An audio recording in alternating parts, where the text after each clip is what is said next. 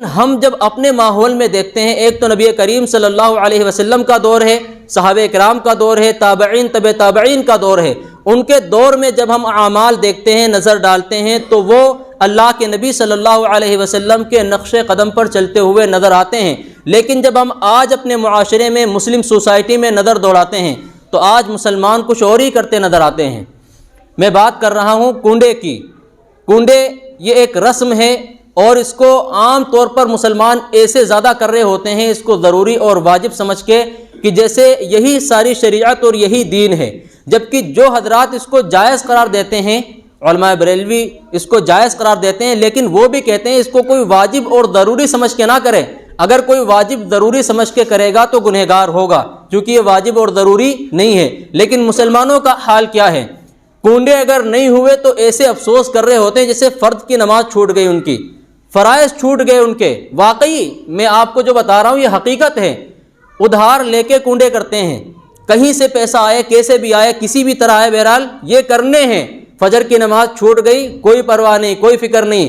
ظہر چھوٹی، عصر چھوٹی، مغرب، عشاء یہ چھوٹ گئی، کوئی پرواہ نہیں۔ اتنا سا بھی انہیں دکھ نہیں ہوتا ہے ان فرائض کے چھوٹنے کا۔ لیکن اگر بھائی صاحب اگر کنڈے چھوٹ گئے تو پھر آفت آ جائے گی۔ میں حقیقت بیان کر رہا ہوں آپ کے سامنے، بہت سے ایسے واقعات خود میری نظر میں آئے ہیں۔ اس لیے آپ حضرات جو چیز ضروری ہے اس کو ضروری سمجھیں، جو ضروری نہیں ہے آپ اس کو ضروری نہ سمجھیں۔ اور دیکھو کوئی بھی چیز، آپ کو بہت ہی پوائنٹ اور نقطے کی بات بتاتا ہوں، جو چیز شریعت اسلام میں نہیں ہے اگر آپ اس کے پیچھے چلیں گے، اس کو دین سمجھ کے کریں گے، تو پھر آپ دین سے دور ہو جائیں گے، پھر انہی چیزوں میں زیادہ گرفتار ہو جائیں گے۔ میں نے اس سے پہلے بھی یہ بات کہی تھی کہ کنڈے وغیرہ یہ چیزیں اسلام میں نہیں ہیں، ثابت نہیں ہیں۔ دیکھو اس کو کرتے کیوں ہیں، مشہور کیا بات ہے، میں تھوڑی سی اس کی ہسٹری آپ کے سامنے پیش کرتا ہوں۔ یہ کیوں کرتے ہیں لوگ؟ مشہور یہ ہے کہ حضرت امام جعفر صادق رحمۃ اللہ علیہ کی پیدائش جو ہے 22 رجب کو ہوئی تھی، اس بنا پر ہم کنڈے مناتے ہیں، اور انہوں نے خود اپنے نام پر اپنی پیدائش کے دن کنڈے منانے کا حکم دیا ہے، نیاز فاتحہ کا حکم دیا ہے۔ یہ بات عام طور پر مشہور ہے اور بہت سے مسلمان اس مانا کر منا رہے ہوتے ہیں، لیکن آپ کو بہت سے ایسے بھی ملیں گے جن کو پتہ ہی نہیں ہے کہ کیوں منائے جاتے ہیں، بس منا رہے ہیں کیوں، ہمارے خاندان میں چلتا آ رہا ہے، ہمارے بڑے بوڑھے یہی کرتے آئے تھے اس لیے ہم بھی یہی کر رہے ہیں۔ لیکن جن کو وجہ پتہ ہے، بس صرف اتنی پتہ ہے کہ 22 رجب کو حضرت امام جعفر صادق رحمۃ اللہ علیہ کی پیدائش ہے، اور انہوں نے اپنی پیدائش پر یہ کرنے کا حکم دیا ہے، اس مانا کر منا رہے ہوتے ہیں۔ تو میں آپ کے سامنے ایک بات عرض کر دوں اس تاریخ سے متعلق کہ 22 رجب کو حضرت امام جعفر رحمۃ اللہ علیہ کی پیدائش ہے ہی نہیں۔ امام جعفر کون ہیں؟ یہ حضرت حسین رضی اللہ تعالیٰ عنہ جو شہید کربلا ہیں ان کے پڑ پوتے ہیں، حضرت حسین رضی اللہ تعالیٰ عنہ کے پڑ پوتے ہیں۔ امام جعفر صادق رحمۃ اللہ علیہ کے والد کا نام ہے باقر رحمۃ اللہ علیہ، پھر ان کے والد کا نام ہے امام زین العابدین، پھر ان کے والد جو ہیں حضرت حسین رضی اللہ تعالیٰ عنہ ہیں۔ تو یہ پڑ پوتے ہوتے ہیں امام حضرت حسین رضی اللہ تعالیٰ عنہ کے، تو وہ وہاں سے نسبت جڑی ہوئی ہے، تو ایک بہت بڑی شخصیت ہیں یہ، تو کہتے ہیں اس لیے انہوں نے حکم دیا ہے ہم کر رہے ہیں۔ حالانکہ 22 رجب کو حضرت امام جعفر صادق رحمۃ اللہ علیہ کی پیدائش ہے ہی نہیں۔ ان کی جو پیدائش ہے وہ رمضان کے مہینے میں ہے، 8 رمضان 80 یا 83 ہجری کی ان کی پیدائش ہے، 22 رجب سے کوئی تعلق ہی نہیں ہے۔ اور وفات بھی جو ان کی ہے وہ شوال کے مہینے میں سن 148 ہجری میں وفات ہوئی ہے۔ اور یہ طبری کا حوالہ میں دے رہا ہوں، طبری بہت معتبر اور بڑی کتاب ہے، میں اس کا حوالہ پیش کر رہا ہوں، آپ اس کتاب کو پڑھ کے دیکھ سکتے ہیں۔ ان کا رجب سے کوئی تعلق ہی نہیں ہے، 22 رجب سے کوئی تعلق نہیں، 22 رجب چھوڑیں، رجب کے مہینے سے ان کی تاریخ پیدائش اور وفات کا کوئی تعلق نہیں ہے۔ جب ان کی پیدائش اور وفات کا کوئی تعلق ہی نہیں تو لوگ کیوں کر رہے ہیں؟ اب میں آپ کو یہ بھی بتاتا ہوں کہ کیوں کر رہے ہیں لوگ۔ دیکھیے حضرت امیر معاویہ رضی اللہ تعالیٰ عنہ، ان کی جو وفات کا ذکر آتا ہے وہ آتا ہے 22 رجب کو، یہ بالکل متفق علیہ ہے سب کے نزدیک۔ حضرت امیر معاویہ رضی اللہ تعالیٰ عنہ جو بہت ہی ایک عظیم صحابی ہیں، ان کی وفات جو ہوئی ہے 22 رجب کو ہوئی ہے۔ تو بہت سے لوگ جو اس وقت دشمنان صحابہ تھے، حضرت صحابہ رضی اللہ تعالیٰ عنہ مجمعین سے دشمنی رکھنے والے لوگ تھے اس زمانے میں، تو حضرت امیر معاویہ رضی اللہ تعالیٰ عنہ کا جب انتقال ہوا 22 رجب کو، تو انہوں نے گھر میں خوشیاں منائی تھیں اور چوری چھپے منائی تھیں تاکہ لوگوں کو پتہ نہ چل جائے، کیونکہ اس وقت غلبہ تھا اہل سنت والجماعت کا۔ اہل سنت والجماعت زیادہ غالب تھے، تو اگر دشمنان صحابہ کھلم کھلا خوشیاں مناتے تو پکڑے جاتے، اس لیے انہوں نے اپنے اپنے گھروں میں یہ کام کیا تھا، اور خفیہ طور پر بہت سے لوگ آج بھی اس رسم کو مد نظر رکھتے ہوئے اندھیرے میں اس کی فاتحہ نیاز دلواتے ہیں۔ آپ نے شاید اس کو محسوس بھی کیا ہو، کہیں کہیں دیکھا بھی ہو۔ تو خفیہ طور پر چوری چھپکے سے وہ لوگ یہ کام کر رہے تھے، اور انہوں نے کہا کہ جہاں پر یہ چیزیں بنتی ہیں، ٹکیاں وغیرہ یا پوریاں جو بنتی ہیں، وہیں پر جا کر کے کھا لیا جائے اور اپنی خوشی کا اظہار کر دیا جائے۔ عام مندر عام پر بٹوایا نہیں گیا تھا اس کو، اس لیے یہ چیز ایک عرصے تک چھپی رہی۔ لیکن جب اہل سنت والجماعت کو اس کا علم ہوا تو انہوں نے کیا کہا، اگر ہم یہ کہتے ہیں کہ حضرت امیر معاویہ ایک صحابی رسول کی وفات کی خوشی میں ہم کر رہے ہیں تو پکڑے جائیں گے پھر، اور سزا بھی ہو سکتی ہے، اسلامی حکومت تھی۔ تو اس لیے انہوں نے منسوب کر دیا حضرت امام جعفر صادق رحمۃ اللہ علیہ کی طرف کہ ان کی پیدائش 22 رجب کو ہوئی تھی، اس لیے انہوں نے حکم دیا ہے کہ تم ہمارے نام پر یہ کام کرو، تو اس لیے ہم کر رہے ہیں۔ اور ہمارے مسلمان بھائی، سنی بھائی بھولے بھالے، ان کو یہ تاریخ معلوم نہیں ہے، اتہاس پتہ نہیں ہے، اس لیے وہ یہ کام کر بیٹھتے ہیں۔ یہ تو اس کے پس منظر ہے جو میں نے آپ کے سامنے ذکر کیا۔ اب میں دلیل آپ کے سامنے قرآن و حدیث سے کچھ دیتا ہوں۔ دیکھو، کوئی بھی طریقہ، میں نے بہت سے علماء کرام کو سنا جو حضرات اس کو جائز کہتے ہیں، میں نے ان کو بھی سنا اور ان کے بارے میں نے پڑھا بھی، تو وہ اس کی دلیل یہ پیش کرتے ہیں کہ دیکھو، جو چیز اللہ کے نبی صلی اللہ علیہ وسلم نے اور قرآن و حدیث میں اس کو حرام نہیں کہا گیا ہے، وہ چیز جائز ہے۔ یہ بات بالکل درست ہے، ان کی یہ بات بالکل درست ہے۔ جس کو قرآن و حدیث میں حرام نہیں کہا گیا، اس کی حرمت کی، حرام ہونے کی کوئی دلیل نہیں ملتی ہے، تو وہ چیز فی نفسی ہی جائز ہے، اس کو آپ استعمال کر سکتے ہیں، کھا سکتے ہیں۔ جیسے کٹرے کا گوشت ہے، آپ تلاش کرو قرآن کی آیت، آپ کو اس کا حوالہ نہیں ملے گا، اس کے جائز ہونے کی دلیل نہ تو قرآن میں ملے گی نہ حدیث میں ملے گی۔ لیکن یہ چونکہ اس کے ناجائز ہونے کی دلیل بھی کوئی نہیں ہے، اس لیے یہ چیز کیا ہے، جائز ہے، اور اس کو بہت سے مسلمان کھاتے ہیں، بلکہ سارے مسلمان کھاتے ہیں، اس کا گوشت استعمال کرتے ہیں۔ اب میں آپ کے سامنے ایک بات عرض کر دوں، جو چیز دین سمجھ کر نہ استعمال کی جائے وہ چیز جائز ہوتی ہے، اگر اس کے حرام ہونے کی دلیل قرآن و حدیث میں نہیں۔ لیکن جب ہم اس چیز کو دین کا درجہ دے دیں گے تو وہی چیز ناجائز بن جائے گی، کیونکہ ہم دین میں اضافہ کر رہے ہیں۔ اس نقطے کو سمجھ لیں آپ، اس پوائنٹ کو اگر آپ سمجھ لیں گے تو ہر اس چیز سے بچ جائیں گے جو دین میں نئی ایجاد کی گئی ہوگی۔ چونکہ اللہ کے نبی صلی اللہ علیہ وسلم، بہت سے لوگ یہ بھی کہتے ہیں کہ بھائی اللہ کے نبی نے منع کہاں کیا ہے، دکھاؤ، تو آپ علیہ الصلوۃ والسلام نے منع کیا ہے دین میں کوئی بھی چیز نئی اپنی جانب سے داخل کرنے کے بارے میں۔ آپ نے ارشاد فرمایا، من احدث فی امرنا ھذا ما لیس منہ فہو رد۔ بخاری اور مسلم دونوں کی روایتیں متفق علیہ ہے کہ جس نے بھی ہمارے دین میں کوئی ایسی چیز ایجاد کی جو دین میں نہیں تھی تو ناقابل قبول ہے۔ یہ بات آپ علیہ الصلوۃ والسلام نے ارشاد فرمائی ہے۔ دیکھو، بدعت وہی ہوتی ہے جو دین سمجھ کر کی جائے۔ اگر آپ کٹرے کا گوشت کھا رہے ہیں تو دین سمجھ کے تھوڑی کھا رہے ہیں۔ آپ اگر کسی ایسے جانور کا گوشت کھا رہے ہیں جو قرآن و حدیث سے جس کی دلیل جائز ہونے کی نہیں مل رہی اور حرام ہونے کی دلیل بھی نہیں، لیکن آپ دین سمجھ کے نہیں کر رہے، تو وہ چیز جائز ہے۔ لیکن جہاں آپ اس کو دین سمجھ لیں گے، اس کا مطلب یہ ہو جائے گا کہ آپ دین میں اضافہ کر رہے ہیں، اپنی جانب سے کوئی چیز دین میں بڑھا رہے ہیں، اور اس کا مطلب ایک یہ بھی نکلے گا کہ اللہ کے نبی صلی اللہ علیہ وسلم کو اس کے اجر و ثواب کا علم نہیں تھا، نعوذ باللہ، ہم کو پتہ چل گیا، یا صحابہ کرام کو اس کے اجر و ثواب کا علم نہیں تھا، آج ہمیں پتہ چل گیا۔ یہ بات آئے گی، لازم نہیں آئے گی؟ یا ان کو علم تھا لیکن جان بوجھ کے انہوں نے یہ اجر کا کام چھوڑ دیا، یہ بات لازم آئے گی، نہیں آئے گی؟ حالانکہ ہم سب کو معلوم ہے کہ ادنا سے ادنا چیز جو دین سے متعلق ہو، جس میں ثواب ہو، کیا اللہ کے نبی صلی اللہ علیہ وسلم نے چھوڑا ہے اسے؟ کیا صحابہ کرام نے اسے چھوڑا ہے؟ اللہ کے نبی صلی اللہ علیہ وسلم اور صحابہ کرام نے ایک ادنا سے ثواب کی چیز بھی نہیں چھوڑی ہے، تو کیا اسے چھوڑ دیتے؟ کیا اللہ تبارک و تعالیٰ سے ڈائریکٹ آپ علیہ الصلوۃ والسلام کا تعلق نہیں تھا؟ اللہ تبارک و تعالیٰ وحی نازل فرما دیتا۔ اللہ تبارک و تعالیٰ کو یہ علم ہے، اور یہ علم تھا کہ حضرت امام جعفر رضی اللہ تعالیٰ عنہ، امام جعفر رحمۃ اللہ علیہ کی پیدائش جو ہوگی اس پر لوگ اس طرح کا کام کریں گے اور یہ ثواب کا کام ہے، تو اللہ تبارک و تعالیٰ پہلے ہی اپنے نبی کی زبان سے بات کہلوا دیتا کہ بھائی اس تاریخ میں فلاں فلاں کام کرنا ہے، لوگوں کو، امت کو آپ اس کا حکم دے دیں۔ پہلے ہی اللہ کے نبی صلی اللہ علیہ وسلم سے بات کہلوا دی جاتی، چونکہ آخری زمانے میں قیامت کے قریب آنے والے فتنوں کی جب آپ علیہ الصلوۃ والسلام 1400 سال پہلے پیشین گوئی کر سکتے ہیں، تو کیا اس عمل کی پیشین گوئی پہلے ہی نہیں کر دیتے؟ حضرت امام جعفر کی پیدائش تو بہت بات کی ہے، لیکن آپ علیہ الصلوۃ والسلام کا تعلق تو اللہ سے تھا، اور اللہ تبارک و تعالیٰ براہ راست وحی نازل فرماتا تھا، قرآن اتارتا تھا آپ پر، قرآن کے علاوہ بھی وحی نازل ہوتی تھی، پہلے ہی یہ بات بتا دی جاتی کہ فلاں فلاں تاریخ کو مسلمانوں کو کنڈے منانے ہیں، بتا دی جاتی نہیں، لیکن نہیں بتائی گئی۔ اللہ کے نبی صلی اللہ علیہ وسلم نے اس بارے میں کوئی عمل نہیں کیا۔ دیکھو، دین نہ سمجھا جائے کسی بھی چیز کو، اگر کوئی کر رہا ہے فلاں موقع پر کچھ، اور آپ یہ بھی یاد رکھیں آج کل اس کو دین سمجھا جا رہا ہے، اور جو نہیں کر رہے ہیں ان کو برا بھلا بھی کہا جا رہا ہے، جو نہ کرنے والے ہیں ان کو برا بھلا کہنا یہ اس بات کی دلیل ہے کہ اس کو دین سمجھ کر ہی کہا جا رہا ہے۔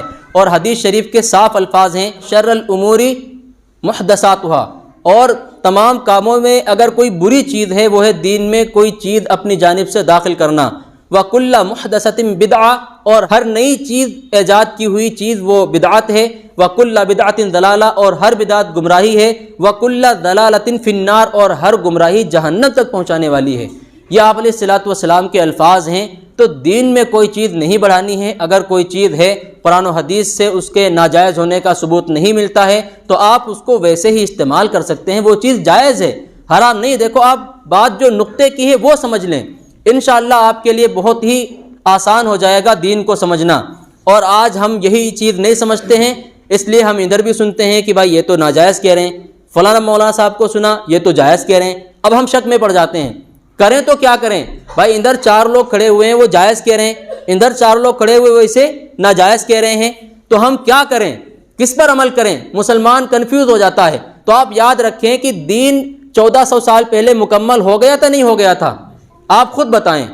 قرآن کریم کی مشہور آیت میں نے خطبے میں پڑھی تھی، الیوم اکملت لکم دینکم واتممت علیکم نعمتی۔ حجۃ الوداع کے موقع پر نبی کریم صلی اللہ علیہ وسلم نے ارشاد فرمایا تھا کہ آج میں نے اپنا دین تم پر مکمل کر دیا، اور یہ اللہ کے نبی صلی اللہ علیہ وسلم پڑھ کے سنا رہے ہیں، لیکن کہہ کون رہا ہے؟ فرما کون رہا ہے؟ اللہ تبارک و تعالیٰ، کہ اپنا دین میں نے مکمل کر دیا، اپنی نعمتیں تمام کر دی۔ مکمل ہونے کا مطلب ہے کہ اب کوئی چیز باہر سے اس میں داخل نہیں کی جا سکتی، اور اس میں سے کوئی چیز نکالی نہیں جا سکتی۔ آپ فرائض میں سے کوئی ایک نماز چھوڑ دیں فجر کی، کہتے ہیں فجر کوئی نماز ہی نہیں ہے، کافر ہو جائیں گے آپ، کیونکہ دین میں سے چیز نکال رہے ہیں۔ اور آپ کہتے ہیں بھائی چھٹی نماز بھی پڑھی جائے گی، چھٹی نماز بھی فرض ہے، تو آپ کیا ہیں؟ کافر ہو جائیں گے، چونکہ آپ حدیث کا قرآن کا انکار کر رہے ہیں۔ حدیث میں قرآن میں 5 نمازیں ہیں صرف جو بیان کی گئی ہیں، آپ چھٹی داخل کر رہے ہیں، تو اس لیے وہاں پر تو خیر بہت زیادہ وضاحت ہے، اس لیے وہاں تو کفر کا فتویٰ بھی لگ سکتا ہے، لیکن یہاں کفر کا نہیں تو بدعت کا فتویٰ تو ضرور لگے گا کہ یہ کام دین میں جو داخل کیا جا رہا ہے یہ بدعت ہے جو اپنی جانب سے بڑھایا گیا ہے، اس لیے اتنے پر ہی عمل کریں۔ آپ مجھے ایک بات بتائیں کہ اللہ کے نبی صلی اللہ علیہ وسلم جو اعمال ہمیں سکھا کر گئے ہیں، کیا وہ ہماری مغفرت کے لیے کافی نہیں ہیں؟ سب دل پہ ہاتھ رکھ کے کہیں، جتنا بتا کر گئے ہیں کیا وہ ہمیں بخشوانے کے لیے کافی نہیں ہیں؟ جو ہم اور دین کی چیزوں پر عمل کرنے لگ گئے اور چیزوں پہ۔ اور میں نے آپ کو اس سے پہلے بھی ایک بات بتائی تھی کہ میدان محشر میں اور قبر میں جو سوال ہونے ہیں وہ کل 8 یا 9 سوال ہیں، اس سے ہٹ کر آپ سے کسی بھی چیز کے بارے میں نہیں سوال کیا جائے گا۔ قبر کے اندر سوال کیا جائے گا، من ربک ما دینک، کہ آپ کا رب کون ہے، آپ کا پالنہار کون ہے، وما دینک، اور آپ کا دین کیا ہے۔ یہ 2 سوال ہو گئے۔ تیسرا سوال محمد صلی اللہ علیہ وسلم کی ذات کے بارے میں کیا جائے گا کہ اس ذات کے بارے میں آپ کا کیا خیال ہے۔ تو جو محمد صلی اللہ علیہ وسلم سے محبت کرتا ہوگا، محبت کا مطلب ہے ان کے بتائے ہوئے طریقے پر چلتا ہوگا۔ محبت کا مطلب یہ نہیں ہے کہ آپ دعویٰ تو کر رہے ہیں لیکن جو آپ علیہ الصلوۃ والسلام فرما کر گئے ہیں اس پر عمل ہی نہیں کر رہے، تو یہ محبت کے خلاف عمل ہے۔ تو آپ سے پوچھا جائے گا کہ محمد صلی اللہ علیہ وسلم کے بارے میں آپ کی کیا رائے ہے، تو اگر آپ نے آپ علیہ الصلوۃ والسلام کے طریقے کو اپنایا ہوگا، آپ پر ایمان رکھا ہوگا، تو فوراً کہہ دیں گے کہ یہ اللہ کے رسول ہیں صلی اللہ علیہ وسلم۔ یہ تین سوال ہو گئے قبر کے۔ چوتھا سوال ان عمرہ فیما افناہ، اس کی عمر کے بارے میں کیا جائے گا کہ کہاں کہاں اس نے گنوائی ہے۔ وعن شبابی فیما ابلاہ، اس کی جوانی کے بارے میں سوال کیا جائے گا کہ کہاں کھپائی اس نے جوانی اپنی۔ وعن مالہ، اور اس کے مال کے بارے میں سوال کیا جائے گا کہ کہاں سے تو نے کمایا ہے اور کہاں پہ خرچ کیا ہے۔ یہ کتنے ہو گئے؟ یہ 6 سوال ہو گئے۔ اور اس سے سوال کیا جائے گا اس علم کے بارے میں جو اس نے سیکھا تھا دنیا کے اندر کہ اس پر کتنا عمل کیا۔ 7 ہو گئے۔ 8واں سوال عن الصلاۃ، نماز کے بارے میں سوال کیا جائے گا۔ روز محشر کی جاں گداز بود، اولی پرشس نماز بود۔ روز محشر میں جب جان پگھل رہی ہوگی، صورت سوا نیزے پر ہوگا، ہر ایک پریشان ہوگا اور سفارش کی طلب میں ہوگا کہ کوئی سفارش کر دے، اور وہ اس دن اپنے ہی پسینے میں ڈوبا ہوگا، اس دن سخت عذاب اس پر آنے والا ہوگا۔ نماز کے بارے میں سوال کر لیا جائے گا کہ نماز کی پابندی کتنی کی، کتنی نمازیں پڑھی آپ نے؟ اگر نماز نہیں پڑھی ہوگی، فجر میں سوتا رہا، چند نمازیں پڑھی پھر چھوڑ دی، پھر پڑھنی شروع کی پھر چھوڑ دی، پابندی نہیں کی ہوگی تو اس کا جواب نہیں دے سکے گا۔ پھر جو اگلا مرحلہ آئے گا وہ اور بھی زیادہ سخت ہو جائے گا، اس کی آزمائش، اس کا امتحان اور بھی زیادہ سختی سے لیا جائے گا۔ پھر تو 8 سوال ہو گئے۔ جب ہم سے اس کے بارے میں پوچھا ہی نہیں جائے گا کہ بھائی 22 تاریخ کو کنڈے منائے تھے نہیں منائے تھے، پھر تیاریاں کیوں کر رہے ہیں؟ جن سوال کے بارے میں آپ سے پوچھا جائے گا صرف تیاریاں ان کی کریں آپ۔ اور میں کہتا ہوں مان لیتے ہیں، آپ دونوں طرف کی بات کو ایک طرف رکھو، آپ ٹھنڈے دماغ سے ایک بات سوچیں ذرا۔ میدان محشر میں اگر یہ کہا جاتا ہے بھائی کنڈے دینے والوں کو بہت ثواب اجر ہے، بہت بڑا اجر ہے ان کے لیے، ٹھیک ہے ماشاءاللہ بہت اچھی بات ہے۔ جن لوگوں نے نہیں کیا ان پر کوئی گناہ نہیں ہوگا، یہ بات تو سبھی حضرات کہتے ہیں، سبھی مسلک کے علماء کہتے ہیں کہ جو نہیں کر رہے ہیں ان پر کوئی گناہ نہیں ہوگا، کیونکہ یہ واجب اور ضروری نہیں ہے۔ تو اگر اس پر اجر اور ثواب اللہ عطا کر رہا ہوگا تو ٹھیک ہے، بہت اچھی بات ہے۔